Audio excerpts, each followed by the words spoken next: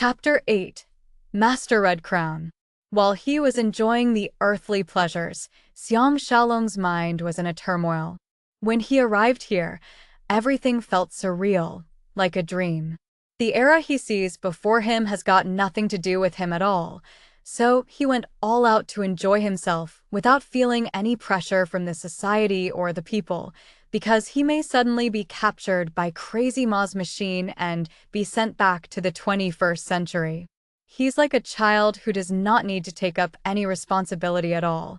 But after suffering from injuries and his wanderings, this dreamy world suddenly turned into real flesh and blood. The martyrdom of Yuanzong, the sufferings of Ting Fangshi, various setbacks, all threw him deeper and deeper into this world mentally and spiritually. Although he enjoys beauties and riches now, but he lost his most treasured freedom and independence. In this Warring States period, nothing is more valuable than a talent. One legalist Li Ke and one strategist Wu Qi is enough to make the state of Wei a strong state immediately. Xiangyang is even more formidable.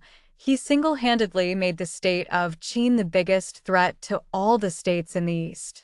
And the Xiang Xiaolong now, because he stopped an army of almost 1,000 ferocious horse thieves with 50 men, has also become a talent. The various states only has two attitudes towards talent, either to keep for their own use, or to kill without mercy to prevent them from being a powerful opponent in future. Right now, Master Wu is trying to bribe Xiang Xiaolong, using riches and beauties to make him sink deeper in. Therefore, if he were to reveal even a little about his intention to look for Emperor Qin, Yingzheng, he can be sure that he'll lose his life immediately. To try and escape from such heavily guarded city walls is akin to a fool's dream.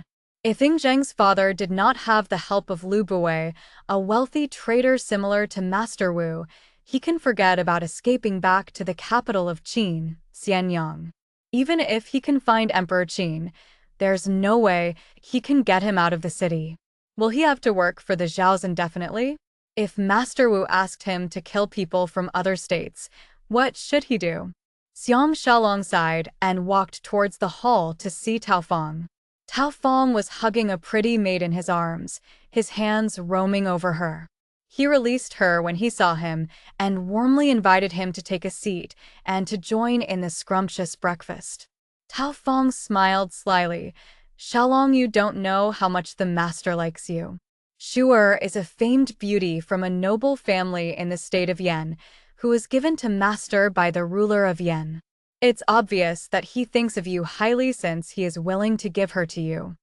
Xiang Xiaolong asked in surprise, aren't we at war with the state of Yan?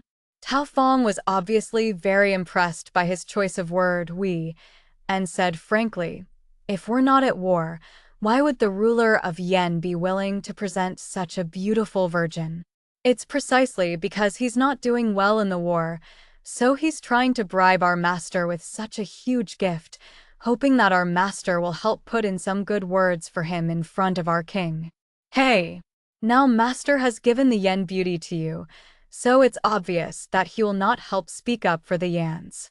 Xiang Xiaolong secretly thought to himself that this is such a complicated situation and changed the subject to ask about Ting Fangshi. Tao Fang smiled mysteriously. I've spoken to master about this. He'll certainly give you an answer, so don't worry.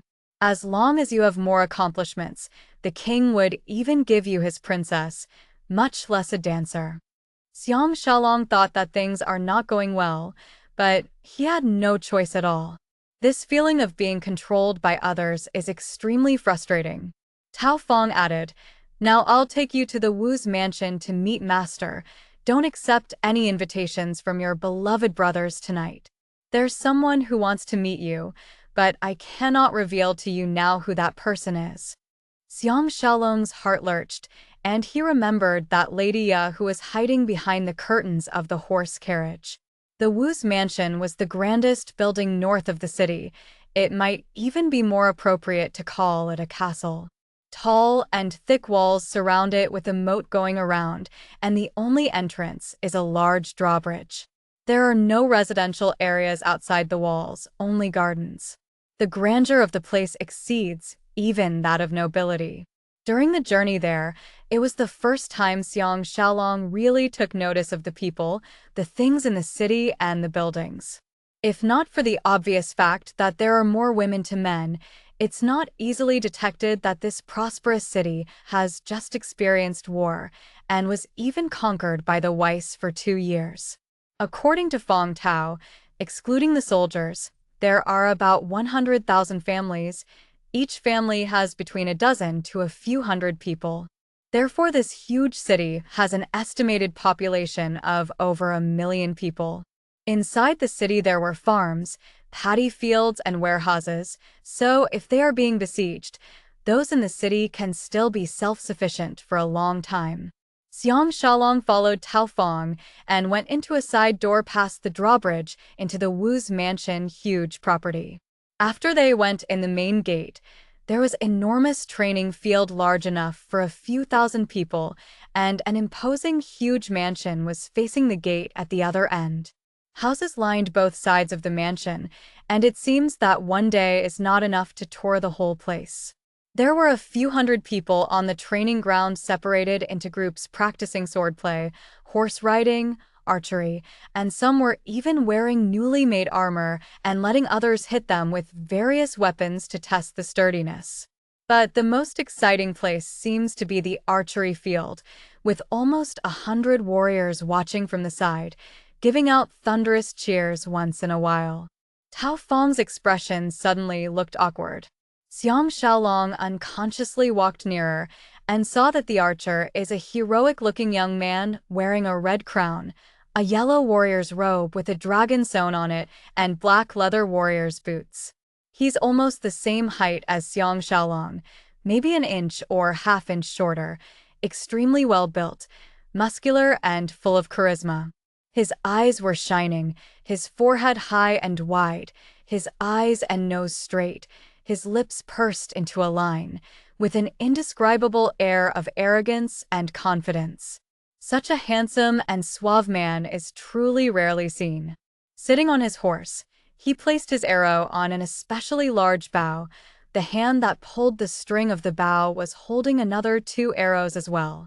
The string of the bow clanged thrice in quick succession. The 3 arrows went one after the other, shooting out like a meteor. The first arrow struck the bull's eye of the target about 200 steps away, and the 2 other arrows shot right into the first arrow successively. The audience was totally enthralled and cheered. Xiang Xiaolong was dumbstruck at the sight. He would not have believed such out-of-the-world archery skill if he had not seen it with his own eyes. Tao Fong whispered into his ear, "This Master Red Crown Lian Jin is recruited by my nemesis Wu He.